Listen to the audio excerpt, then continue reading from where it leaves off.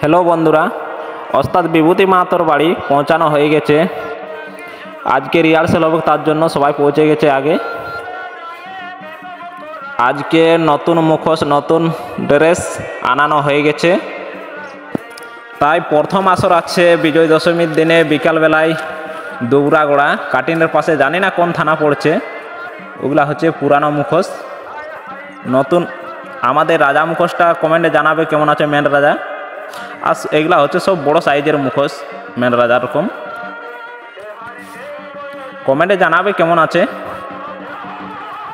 ওইদিকে দেখে নিন আমাদের সাড়ে সেটটা কেমন আছে কমেন্টে জানাবেন। ওই সাইডের দিকে আছে সব রাজা মুখোশ, অসুর মুখোশ। এদিকে রাজা মুখোশ আছে, ওইদিকে সূর্যটার জন্য বোঝানো যাচ্ছে না, অনেক লাইট দিচ্ছে। এদিকে অসুর মুখোশ, এটা শনি মুখোশ। ওই সাইডটায় আছে রাজা অসুর মুখোশটা আর কৃষ্ণ মুখোশটা কেমন আছে কমেন্টে জানাবেন। মেন অসুর। কেউ আসতে ভুলবেন না বন্ধু, অনেক মজা হবে। বিকালবেলার প্রোগ্রাম, কেউ আসতে ভুলবেন না।